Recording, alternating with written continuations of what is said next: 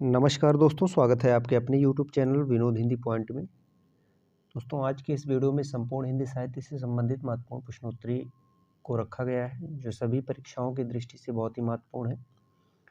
खासकर Uttar Pradesh TGT, PGT, EMRS, assistant professor, इन सभी परीक्षाओं के लिए बहुत ही महत्वपूर्ण अभ्यास पेपर है। उससे पहले अगर आप चैनल पर नए हैं, चैनल को सब्सक्राइब कर लीजिए, वीडियो को शेयर कर दीजिए। तो चलिए शुरू करते हैं आज का ये वीडियो। आज का हमारा पहला प्रश्न है, उक्ति व्यक्ति प्रकरण के रचयिता कौन है? उक्ति व्यक्ति प्रकरण के रचयिता कौन है? दामोदर शर्मा, हेमचंद्र, विजय सेन सूरि, शालिभद्र सूरि। उक्ति व्यक्ति प्रकरण के रचयिता कौन है? इसका सही उत्तर हो जाएगा दामोदर शर्मा। उक्ति व्यक्ति प्रकरण के लेखक हैं दामोदर शर्मा। और जबकि हेमचंद्र के ग्रंथ का नाम है शब्दानुशासन। और विजय सेन सूरि के ग्रंथ का नाम है रेवंत गिरिरास। उसके बाद जो है शालिभद्र सूरि के ग्रंथ का नाम है भारतेश्वर बाहुबली रास। ठीक है। अगला प्रश्न है, रणमल छंद नामक काव्य के रचयिता कौन है? रणमल छंद नामक काव्य के रचयिता कौन है? जगनिक, मधुकर भट्ट, केदार, श्रीधर।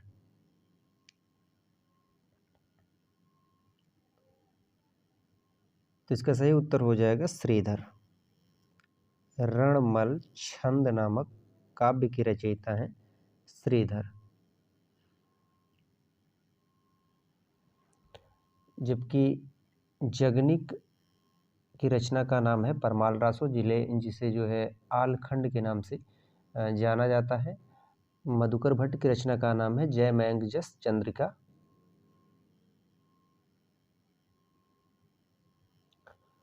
अगला प्रश्न है, हिंदी साहित्य के इतिहास लेखन में काल विभाजन और नामकरण का प्रथम प्रयास करने वाले हैं? हिंदी साहित्य के इतिहास लेखन में काल विभाजन और नामकरण का प्रथम प्रयास करने वाले हैं जॉर्ज ग्रेसन, आचार्य रामचंद्र शुक्ल, हजारी प्रसाद द्विवेदी, गणपति चंद्र गुप्त।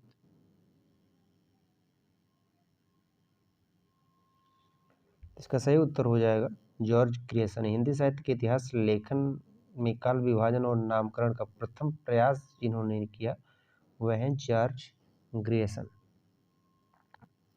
सन 1888 ईस्वी में एशियाटिक सोसाइटी ऑफ बंगाल की पत्रिका के द्वारा जो है जॉर्ज ग्रेसन ने इनकी ग्रंथ का जो नाम है the modern vernacular literature of Hindustan का प्रकाशन हुआ। इनके ग्रंथ में कुल 952 कवियों को शामिल किया गया है। अगला प्रश्न है, हिंदी नवरत्न का रचनाकाल है? हिंदी नवरत्न का रचनाकाल है 1917, 1914, 1910, 1909। सही उत्तर हो जाएगा 1910। हिंदी नवरत्न का रचनाकाल है 1910। और इस ग्रंथ के रचनाकार हैं मिश्र बंधु। इस ग्रंथ के रचनाकार हैं मिश्र बंधु। मिश्र बंधुओं में जो शामिल हैं गणेश बिहारी मिश्र, श्याम बिहारी मिश्र तथा सुखदेव बिहारी मिश्र। ये तीनों जो है मिश्र बंधुओं में शामिल है। और हिंदी नवरत्न में कुल 9 कवियों को शामिल किया गया है। इसी के आधार पर नवरत्न नाम पड़ा है। 9 कवियों में जो हैं गोस्वामी तुलसीदास हैं, सूरदास हैं और देव हैं। उसके बाद बिहारी हैं, भूषण हैं, मतीराम हैं, केशवदास हैं, हरिश्चंद्र हैं।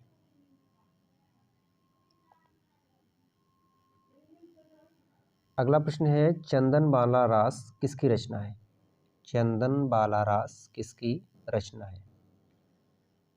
आशा करते हैं प्रश्न आपको अच्छे लग रहे होंगे। वीडियो को शेयर कर दीजिए। चैनल पर नए हैं तो चैनल को सब्सक्राइब कर लीजिए। चंदनबाला रास किसकी रचना है? मुनिजिन विजय, चंद बरदाई, गोरखनाथ, आसगु। तो इसका सही उत्तर हो जाएगा आसगु। चंदन बाला रास के रचनाकार हैं आसुगु। और इनकी एक और रचना है जीव दया रास। जीव दया रास।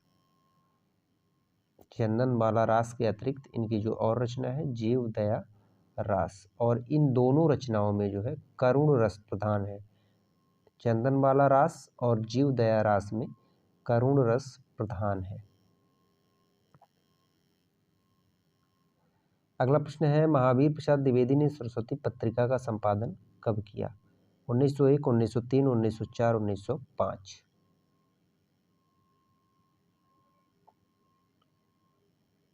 सही उत्तर हो जाएगा 1903 ईस्वी में महावीर प्रसाद द्विवेदी ने जो है सरस्वती पत्रिका का कार्यभार संभाला था। 1903 से 1920 तक, ठीक है, 1903 से 1920 तक सरस्वती पत्रिका का कार्यभार महावीर प्रसाद द्विवेदी ने संभाला था।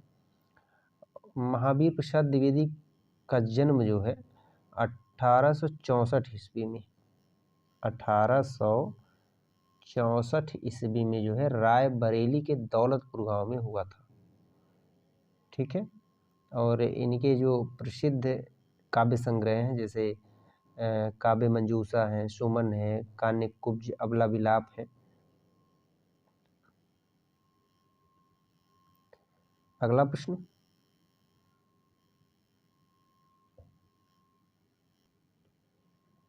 हिंदी नई चाल में ढली। हिंदी नई चाल में ढली यह किसका कथन है? बहुत बार परीक्षा में पूछा गया है। हिंदी नई चाल में ढली।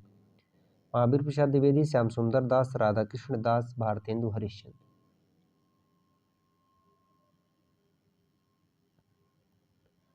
तो इसका सही उत्तर हो जाएगा भारतेंदु हरिश्चंद्र। यह जो हिंदी नई चाल में ढली यह कथन भारतेंदु हरिश्चंद्र का है, लेकिन भारतेंदु हरिश्चंद्र की एक रचना है काल चक्र।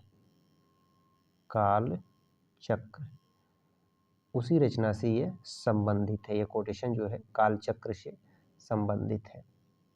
भारतेंदु हरिश्चंद्र ने कुल जो है 70 काव्य कृतियों की रचना की। 70 काव्य कृतियों की रचना की। इनके जन्म की बात की जाए तो 1850 ईस्वी में भारतेंदु हरिश्चंद्र का जन्म हुआ था। इन्होंने मौलिक और अनुदित नाटक जो है कुल जो है 17 नाटक की रचना की है, जिसमें 8 मौलिक है, 9 अनुदित है, ठीक है। अगला प्रश्न है, अनुराग बांसुरी के रचयिता हैं। अनुराग बांसुरी के रचयिता हैं शेख रहीम, नूर मोहम्मद, कासिम शाह, मुल्ला दाऊद। अनुराग बांसुरी के रचयिता हैं। इसका सही उत्तर हो जाएगा नूर मोहम्मद। अनुराग बांसुरी के रचयिता हैं नूर मोहम्मद। और इनके द्वारा जो है एक और रचना है इनकी, नूर मोहम्मद की, इंद्रावती। इंद्रावती अनुराग बांसुरी के साथ साथ इनकी एक और रचना है जिसका नाम है इंद्रावती।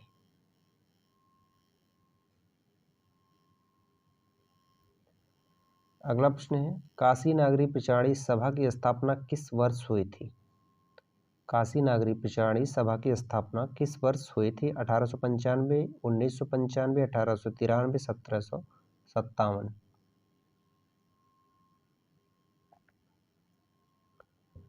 तो इसका सही उत्तर हो जाएगा 1893 ईस्वी में काशी नागरी प्रचारणी सभा की स्थापना हुई थी। 1893 ईस्वी में। और इसके जो संस्थापक थे श्याम सुंदर दास जी थे, ठीक है। इसके संस्थापक थे श्याम सुंदर दास। और इस संस्था का जो उद्देश्य था काशी नागरी प्रचारणी सभा का, तो हिंदी भाषा और साहित्य तथा देवनागरी लिपि की उत्पत्ति और उसका प्रचार प्रसार करने वाली यह संस्था थी। देवनागरी लिपि की उत्पत्ति और हिंदी भाषा का प्रचार प्रसार करने वाली यह संस्था थी काशी नागरी प्रचारणी सभा। स्थापना इसका हुआ था 1893 और जो संस्थापक थे श्याम सुंदर दास।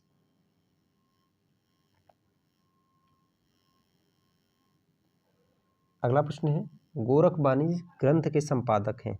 गोरखबानी ग्रंथ के संपादक हैं गोरखनाथ पीताम्बर दत्त, रामचंद्र शुक्ल, राम नरेश त्रिपाठी।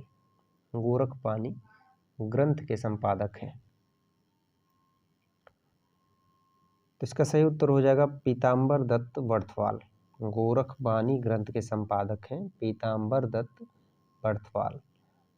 डॉक्टर पीताम्बर दत्त बर्थवाल ने गोरखनाथ के 14 ग्रंथों को प्रामाणिक मानकर उनका संपादन गोरखबानी नाम से किया। डॉक्टर पीताम्बर दत्त बर्थवाल ने गोरखनाथ के 14 ग्रंथों को प्रामाणिक मानकर गोरखबानी नाम से संपादन किया है। अगला प्रश्न है, आचार्य रामचंद्र शुक्ल ने हिंदी रीति ग्रंथों की अखंड परंपरा किसे मानते हैं? आचार्य रामचंद्र शुक्ल हिंदी रीति ग्रंथों की अखंड परंपरा जो है किससे मानते हैं? किससे मानते हैं? ठीक है, किससे, किस कवि से मानते हैं?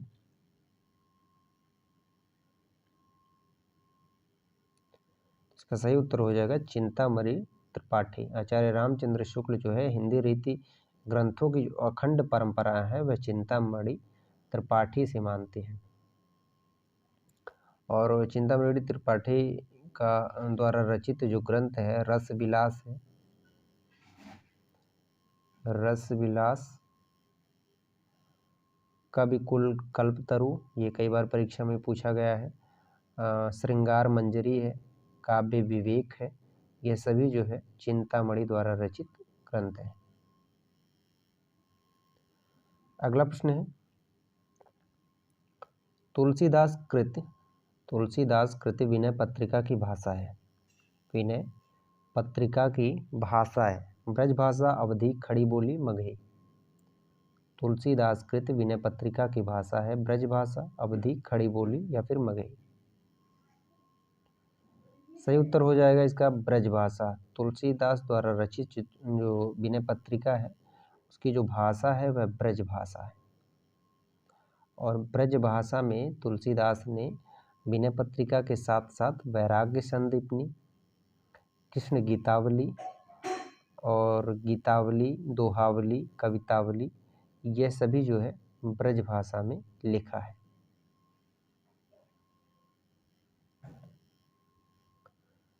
चलिए अगला प्रश्न है, काल क्रमानुसार इनमें सबसे पुराने लेखक कौन हैं? काल क्रमानुसार इनमें सबसे पुराने लेखक कौन हैं? सरदार पूर्ण सिंह, किशोरीलाल गोस्वामी, भारतेंदु हरिश्चंद्र, श्याम सुंदर दास।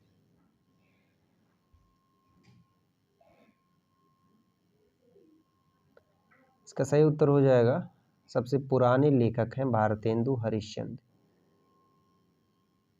उक्त विकल्प में जो सही उत्तर है वह है भारतेंदु हरिश्चंद्र। भारतेंदु हरिश्चंद्र का जो जन्म है वह 1850 ईस्वी में है। वहीं किशोरीलाल गोस्वामी की बात की जाए तो इनका जो जन्म है 1865 ईस्वी है। उसके बाद श्याम सुंदर दास, इनका जन्म जो है 1875 ईस्वी है। सरदार पूर्ण सिंह, इनका जन्म जो है 1881 ईस्वी। ठीक है, 1881 सरदार पूर्ण सिंह, किशोरीलाल गोस्वामी 1865, भारतेंदु हरिश्चंद्र जो है 1850, उसके बाद श्याम सुंदर दास हैं 1875। अगला प्रश्न है, हिंदी में प्रचलित 12 मासा सबसे पहले किस कृति में मिलता है? नेमिचर्यु, कुमार रासो, नेमिनाथ चौपाई, संदेश रासक। हिंदी में प्रचलित 12 मासा सबसे पहले किस कृति में मिलता है? सही उत्तर हो जाएगा नेमिनाथ चौपाई में। हिंदी में प्रचलित 12 मासा जो सबसे पहले मिलता है वह नेमिनाथ चौपाई में मिलता है और इनके रचनाकार हैं विनय चंद सूरी। विनय चंद सूरी। ठीक है,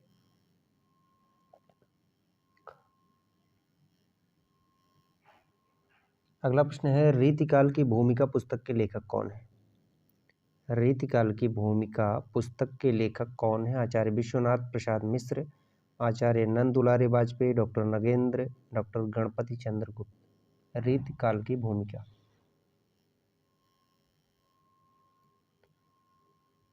सही उत्तर हो जाएगा डॉक्टर नगेंद्र। रीतिकाल की भूमिका के लेखक जो हैं डॉक्टर नगेंद्र हैं। यह डॉक्टर नगेंद्र की आलोचनात्मक कृति है। इसके साथ साथ सुमित्रा नंदन पंत, इनकी एक प्रसिद्ध आलोचनात्मक कृति है साकेत एक अध्ययन।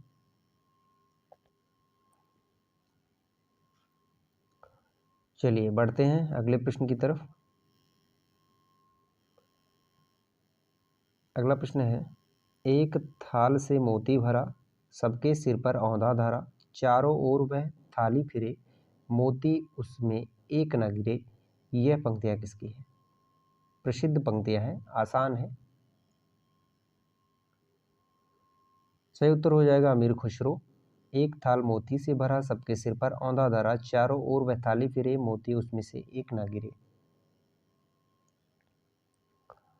ये जो पंक्तियां हैं यह खुसरो की है। खुसरो के बारे में जान लेते हैं। खुसरो का जो वास्तविक नाम था यह अब्दुल हसन था। कई बार परीक्षा में पूछा जाता है खुसरो का वास्तविक नाम क्या था, तो अब्दुल हसन इनका वास्तविक नाम था। इनके गुरु की बात की जाए तो निज़ामुद्दीन औलिया, अमीर खुसरो के जो गुरु थे निज़ामुद्दीन औलिया। और खुसरो द्वारा जो रचित ग्रंथ है जैसे खालिक वारी है, खालिक वारी, पहेलियाँ, मुकरिया, दो सूखने, यह सभी खुसरो द्वारा लिखा गया ग्रंथ है। अगला प्रश्न है, लोकमंगल की भावना के सर्वश्रेष्ठ कवि हैं। लोकमंगल की भावना के सर्वश्रेष्ठ कवि हैं मलिक मोहम्मद जैसी, तुलसीदास, उस्मान, केशवदास। सही उत्तर हो जाएगा तुलसीदास। लोकमंगल की भावना के जो सर्वश्रेष्ठ कवि हैं वह हैं तुलसीदास। तुलसीदास की जो प्रसिद्ध रचना है रामचरितमानस, उसमें जो है स्वांत सुखाय के साथ साथ, स्वांत सुखाय के साथ साथ लोकहित एवं लोकमंगल की बातों का वर्णन किया गया है। रामचरितमानस में जो है स्वांत सुखाय के साथ साथ लोकहित लोकमंगल का वर्णन किया गया है। इसीलिए इन्हें जो है लोकमंगल की भावना का सर्वश्रेष्ठ कवि माना जाता है। अगला प्रश्न है, निम्नलिखित कवियों में से किसने प्रेमाख्यान काव्य की रचना नहीं की? किसने जो है प्रेमाख्यानक काव्य की रचना नहीं की? मुल्ला दाऊद, मलिक मोहम्मद जायसी, उस्मान, अब्दुल कादिर।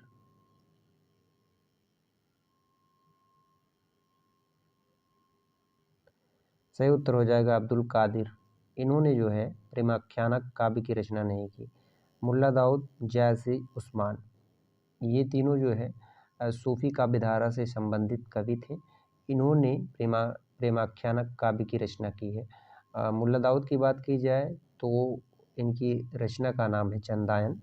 मलिक मोहम्मद जैसी पद्मावत, उस्मान जो की रचना का नाम है चित्रावली। ये तीनों जो रचनाएं हैं ये प्रेमाख्यानक काव्य से संबंधित है। आशा करते हैं आज का वीडियो आप सभी को पसंद आया होगा। इसी तरह के वीडियो हम बराबर लाते रहते हैं। अगर आप चैनल पर नए हैं तो चैनल को सब्सक्राइब कर लीजिए, वीडियो को शेयर कर दीजिए। मिलते हैं अगले वीडियो में नए प्रश्नों के साथ। तब तक के लिए नमस्कार।